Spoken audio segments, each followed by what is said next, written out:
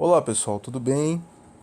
Me chamo Eduardo, estou fazendo o grupo com o Gabriel Dias, somos alunos da Engenharia Elétrica do IFSC do campus Itajaí.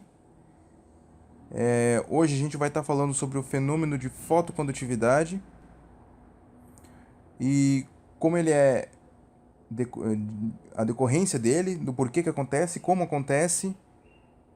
Vamos falar sobre dispositivos também fotocondutivos, os principais pelo menos, além de sensores comerciais e alguns outros tópicos.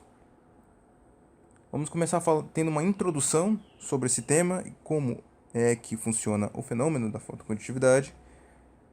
Vamos também falar sobre os sensores comerciais, as especificações e as aplicações desses sensores comerciais, por exemplo, dentro da área de engenharia elétrica. Começando aqui pela introdução, é interessante a gente comentar sobre o átomo e seus níveis de energia, que é uma da base do funcionamento deste fenômeno. A gente lembra que o átomo ele é formado pelo, por, uma, por o seu próton ao centro, seu núcleo, e em volta dele a eletrosfera, como a gente pode ver nessa figura 1. Quando a gente dá energia, seja por fóton ou por algum tipo de energia, como uma das energias mostradas aqui, energia eletrônica, energia vibracional, rotacional, nuclear ou translacional, a gente faz com que o elétron possa mudar de uma camada a outra, fazendo com que a gente mude, de certa forma, a característica desse material, como, por exemplo, a condutividade. Quando a gente tem um metal, né, que é da química, da tabela periódica, a gente tem um metal das categorias de metais, um átomo. Costumeiramente ele tem um ou dois elétrons na sua camada de valência. Ou seja, é mais fácil para ele se deslocar ou se desprender do núcleo esse elétron, né? Então, quando a gente dá energia suficiente, seja de uma das formas eletrônica e vibracional, que a gente vai estar interessado, a gente percebe que esse elétron ele pode sair da sua camada de valência e entrar na sua camada de condução. A camada de condução é onde acontece realmente a condução dos elétrons. Eles têm a facilidade de se movimentar pela sua estrutura.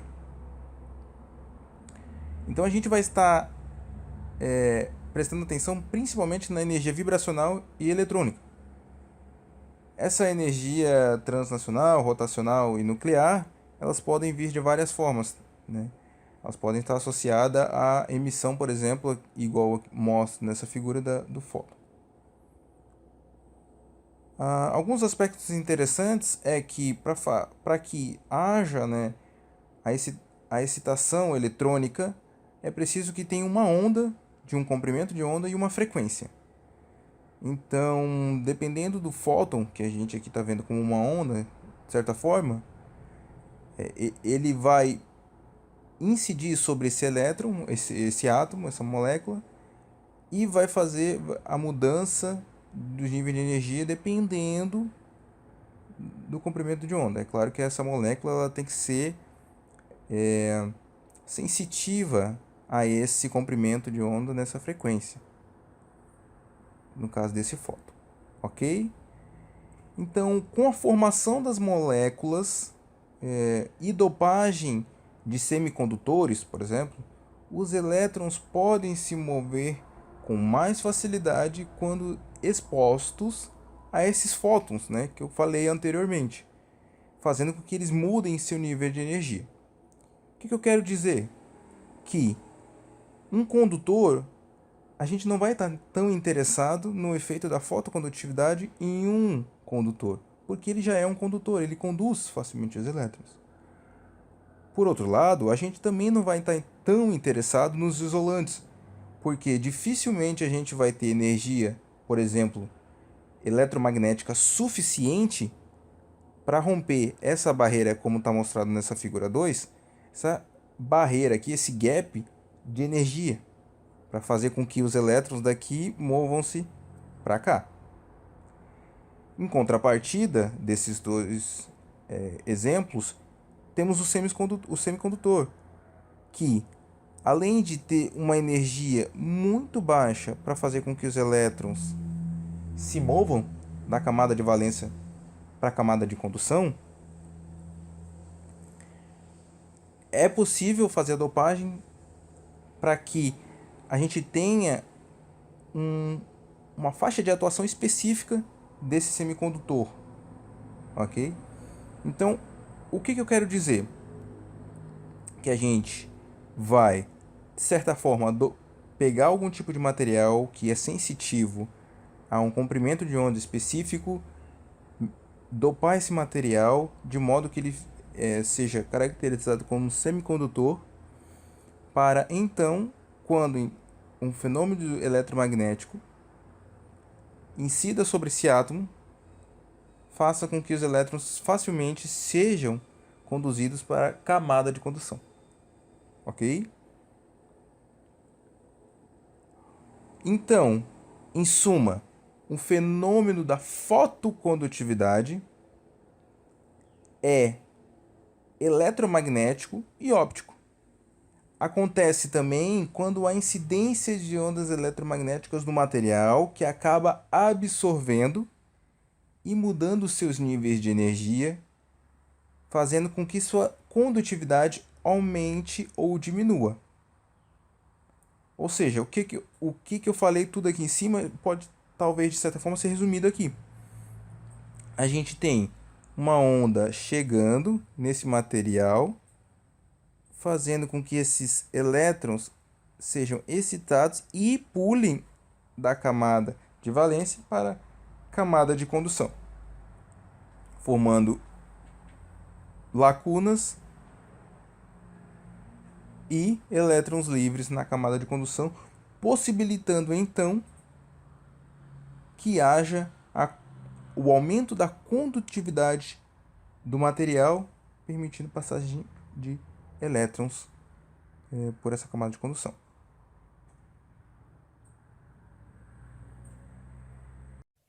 Bem, agora a gente vai falar um pouquinho aí sobre os sensores fotocondutores comerciais e a gente já vai dar uma leve introduçãozinha assim de aplicação de cada um deles. E lá no tópico 4, que seria realmente o tópico de aplicações, que a gente vai voltar e vai dar duas aplicações mais específicas para os sensores fotocondutores. Começando com o LDR, que seria o fotocondutor mais elementar que existe, né? Se tu colocar ali fotocondutor no Google, vai ser a primeira coisa que vai aparecer para ti, vai ser um LDR, né?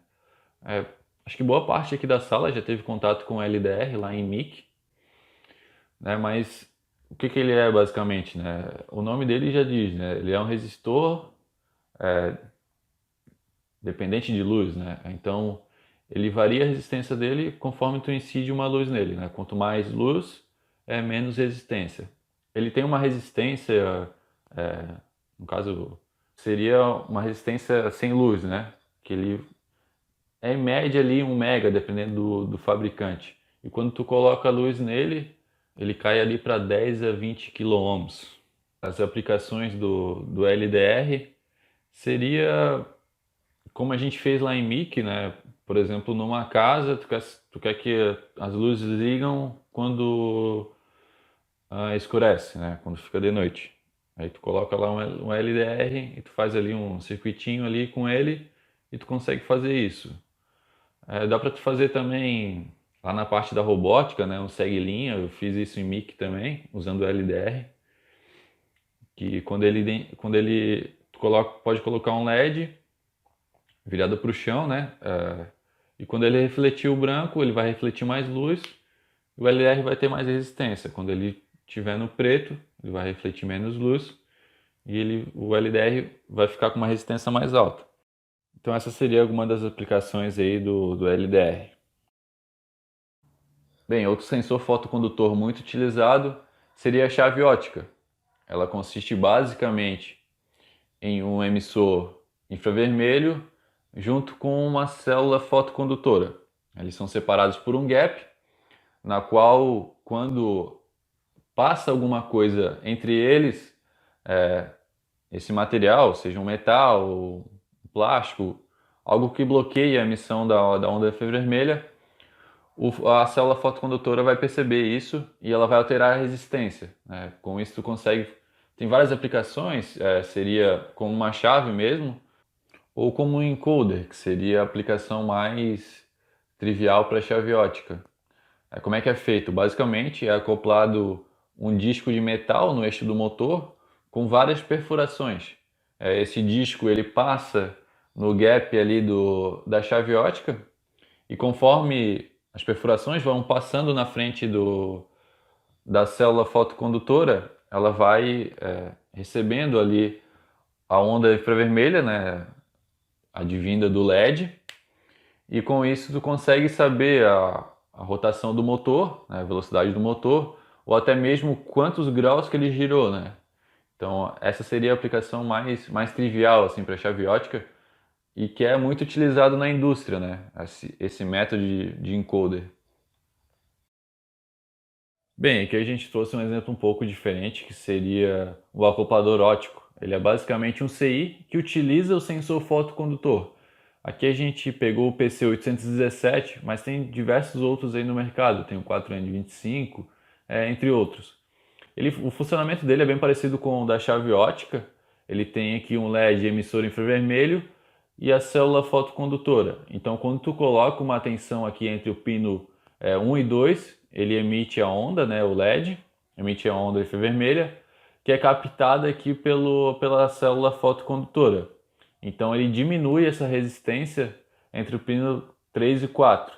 A aplicação dele é muito utilizado para isolamento elétrico, né? Isso a gente vai falar um pouquinho lá em aplicações e também a gente vai simular um circuito desse aí, então depois a gente volta a falar um pouquinho mais sobre ele. Então agora a gente vai listar as especificações, ou pelo menos as principais dos componentes. Eu listei 6 para essa apresentação, que eu julguei serem as principais. Primeira, comprimento de onda, a corrente no escuro, corrente no claro, a resistência no escuro, a resistência no claro, além da frequência de operação. Comprimento de onda. Aqui eu listei eu coloquei duas figuras. À esquerda, o LDR, a resposta espectral do LDR.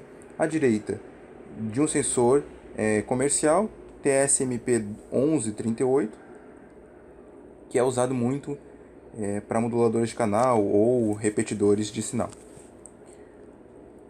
A gente percebe aqui no LDR, à esquerda, que a sensibilidade maior dele, relativa, é dada neste ponto aqui, em aproximadamente 550 nanômetros de comprimento de onda.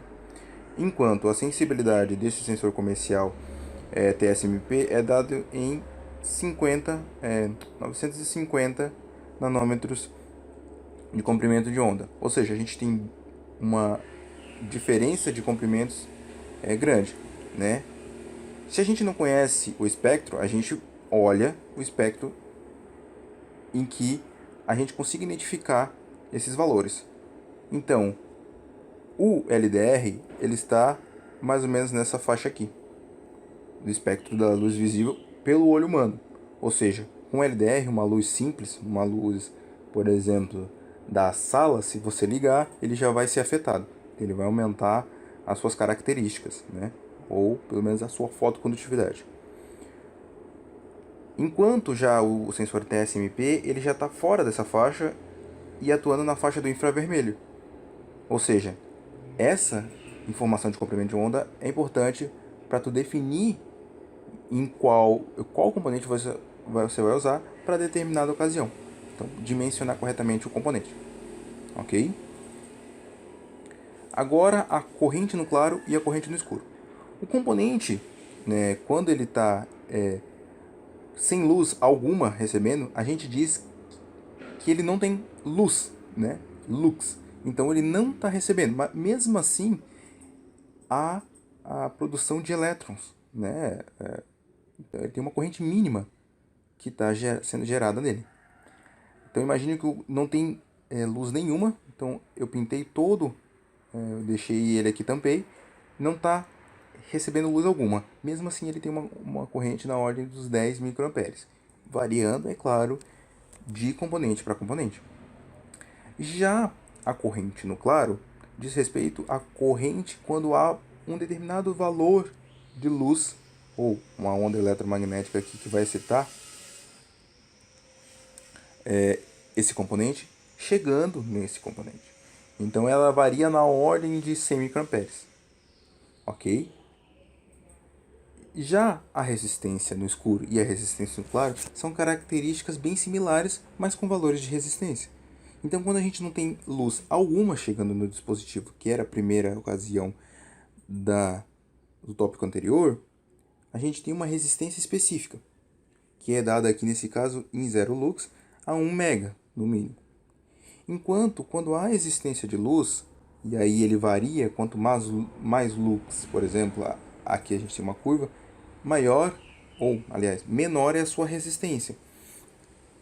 A gente vê aqui, percebe que em 100 lux ele tem aproximadamente de 2 a 3 km de resistência. Aqui em 10 lux ele tem aproximadamente de 8 a 20 km de resistência. O que é uma informação importante para poder dimensionar e saber, se a gente souber, é claro, a quantidade de lux esperada no ambiente que a gente vai estar trabalhando com esse dispositivo, a gente pode então dimensionar ele corretamente. Ok? Falar sobre a frequência de operação. Né? Cada dispositivo ele pode apresentar uma frequência de operação diferenciada. Alguns dos fatores que podem influenciar são a construção e os circuitos acoplados a ele. Por exemplo, o LDR não tem nenhum circuito que venha antes dele para fazer, por exemplo, a filtragem do sinal, o trabalho de sinal que chega, por exemplo, de um emissor infravermelho. Enquanto já o TSMP ele tem um circuito, fazendo com que a sua frequência então mude ali para 20 kHz a 30 kHz de operação. Então ele varia nessa ele funciona nessa faixa. Bem, né? Ou uma faixa máxima. Já a construção do LDR e do TSMP são diferentes, o que também vai influenciar. Outros fatores que podem influenciar também é a umidade, a temperatura, o ambiente, né? No geral. Aqui a gente tem um exemplo de diferença de frequência de operação para 3 dispositivos, um fotodiodo, um fototransistor e um fotoresistor. O fotodiodo, aqui apresentado em amarelo, nessa primeira imagem aqui eu vou dar um zoom, ele tem um chaveamento muito mais rápido do que o fototransistor, que está em azul, e o fotoresistor, que está em roxo, ou lilás. Enquanto aqui também no tempo de descida, a gente percebe também que ele tem sim uma característica mais rápida com relação a esses outros dois, o fotodiodo. Né? Então, dependendo da sua aplicação, você vai usar um fotodiodo. Se você quer um chaveamento rápido, você precisa que a informação chegue de forma rápida a outro lugar. Enquanto em contrapartida ele não tem uma característica de amplificação muito grande comparado ao fototransistor. Então ele não daria para atuar ele corretamente como um amplificador, por exemplo, e a gente não conseguiria ter um circuito com uma característica amplificadora usando um fotodiodo.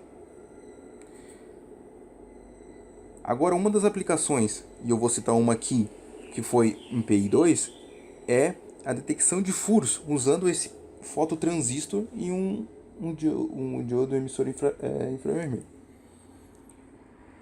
Caso você queira saber mais, é só entrar em contato que a gente pode mandar um PDF, pode explicar direito, mas basicamente funciona da seguinte forma. A gente colocou uma estrutura emissora de infravermelho em frente a um tecido, enquanto a gente tinha na mesma estrutura emissora um receptor. Esse emissor ele lançava uma onda infravermelha, rebatia no tecido aqui, ele refletia no tecido e chegava no receptor, que era o fototransistor. Dependendo da densidade do tecido, dependendo se ele tinha furo ou não, essa resposta em infravermelho ela mudava, fazendo então que fosse possível a gente entender mais ou menos o comportamento do tecido, além, é claro, se tinha furo ou não no tecido. Aqui nessa imagem a gente consegue perceber que aqui a gente tem um LED indicador que a gente colocou para perceber ou não se tinha furo. Nesse momento não tinha, ele tinha furo. Ele tinha furo, porque o furo ele estava bem nessa parte aqui. Então o nosso sensor emissor estava aqui, o receptor aqui, e a gente conseguia perceber que ele não chegava sinal, aliás, ele até chegava até mais sinal no sensor receptor, que era o fototransistor. Já nesse momento aqui, a gente percebia que não tinha furo, porque além de o LED estar aceso, a gente percebia também pela imagem que não tinha nenhum furo ali no tecido. Então essa é uma das aplicações das várias que tem para esse tipo de sensor ou o dispositivo fotocondutivo. Bem, agora outra aplicação um pouco mais indireta, né? Vou fazer um parênteses aqui e puxar um pouco no meu trabalho. Eu trabalho com eletrônica de empilhadeira, empilhadeiras elétricas, e inclusive a gente trabalha também com carregadores de bateria, né? Carregador de bateria de empilhadeira. Como é que funciona, né? Dando um contexto, como é que funciona o carregador de bateria? Bem, basicamente ele consiste em um transformador, né, que vai pegar lá a rede trifásica alternada, vai passar pelo transformador, ele vai baixar ali a tensão mais ou menos para uns 60 volts, né, que a bateria é 48. Só que ali a gente não pode, obviamente, não pode pegar aqui direto do transformador e jogar lá na bateria, né? A bateria corrente DC, obviamente, a gente não pode fazer isso. Então, ele passa por uma ponte retificadora com diodos e tiristores SCR, né? Só que aqui a gente tem uma boa conduta para carregar a bateria, que a gente não pode simplesmente pegar esses 60 volts e jogar direto na bateria, né? Isso sobrecarregaria tanto o carregador como a bateria também, né? Então é feito uma espécie de um escalonamento na tensão da bateria. Então a gente começa jogando corrente lá, a corrente nominal do carregador, vamos supor, né, 100 amperes. Dando um exemplo aqui real, né, para esse carregador aí, que é um carregador de 48-100, né? Então ele começa jogando 100 amperes até chegar em 48. Quando ele chega em 48 volts, ele abaixa essa corrente, né, abaixa ali para mais ou menos 75 amperes e continua jogando 75 amperes até chegar lá em 50 volts. Depois ele abaixa mais uma vez para 50 amperes e continua jogando até chegar em 52 volts e aí encerra o ciclo dele de carregamento, né?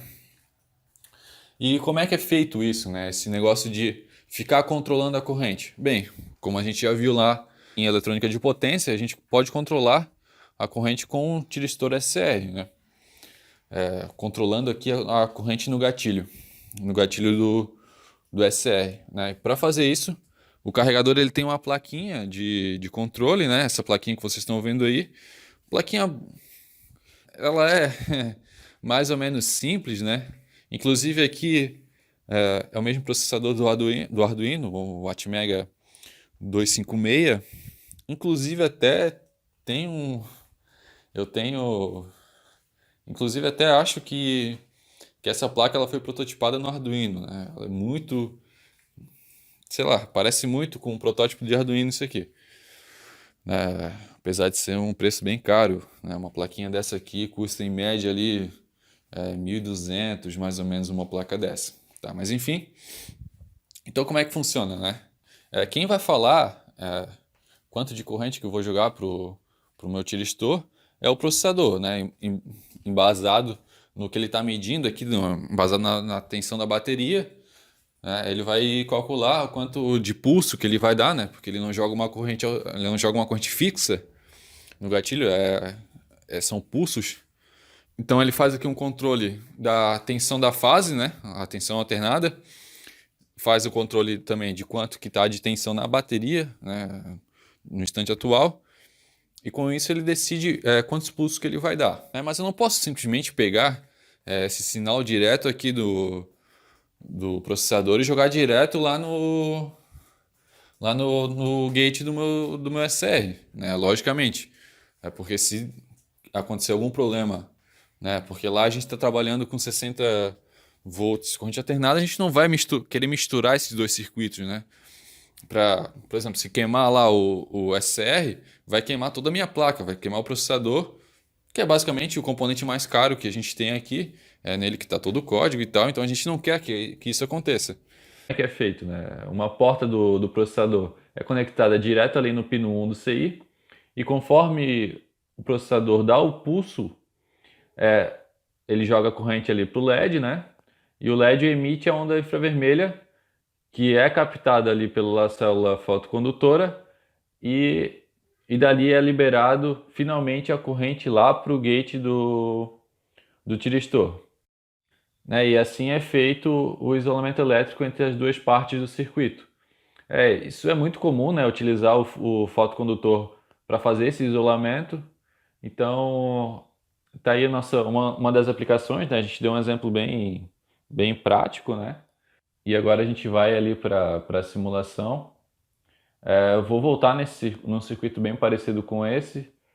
Então, eu sei que ficou um pouco difícil de entender eu explicando assim, mas ali com a simulação acho que vai ficar um pouco mais fácil de entender. Bem, então a gente está aqui no nosso bom e velho Proteus, né? A gente vai começar com um circuitinho bem básico aqui, só para mostrar a aplicação do LDR. Bem, esse circuito aqui eu acho que todo mundo já fez lá em MIC, né, que é um circuito bem básico para o LDR, que consiste basicamente em um divisor de tensão, com o LDR e um resistor de 10K. E aqui a gente tem a nossa fonte de 5 volts, né? Então, só dando uma explicação, né? Esse LDR aqui eu consigo controlar a incidência da luz dele, mexendo aqui nessas setinhas aqui, eu consigo controlar o quanto de luz que eu incido nesse LDR. Então, bem simples, né? Então, quanto mais eu aproximo aqui a minha lâmpada, eu diminuo essa resistência. Então, a tensão ela fica toda em cima ali do meu resistor. E quando eu afasto a luz, a resistência aqui do LDR aumenta e a diferença aqui começa a ficar maior, então eu começo a ter mais tensão aqui no LDR. Aqui eu posso fazer, né, um tratamento de dados aqui igual a gente fazia lá no Arduino, que esse fio aqui conectava lá na porta, na lógica do Arduino, e aí tu consegue fazer um controlezinho aqui qualquer e tal, né? Então esse aqui seria um circuitinho mais básico, só para mostrar esse LDR aqui, que eu achei bem legal, né? E agora aqui num circuito um pouco mais rebuscado, que foi o que eu falei lá nas aplicações, né? Um circuito bem parecido. Então como é que funciona aqui, né? Aqui a gente tem uma fonte de 5 volts, igual lá no outro. Eu tenho uma chave aqui só para fazer uma demonstração. E aqui a gente tem o nosso fotoacoplador, né? Aqui o LED infravermelho, aqui a fotocélula, né? Como a gente já falou.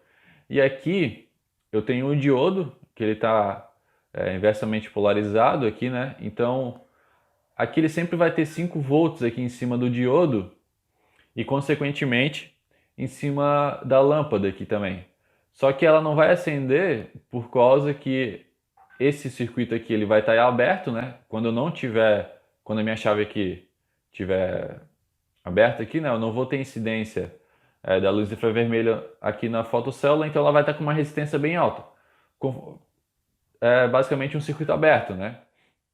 Então eu não vou ter passagem de corrente aqui pelo transistor. Então, só para demonstrar agora aqui, né? Então aqui minha lâmpada tá apagada, e quando eu fecho a chave e eu jogo uma corrente aqui no meu LED, essa resistência aqui da fotocélula ela diminui e polariza aqui o transistor, que deixa passar a corrente por ele e acende a lâmpada.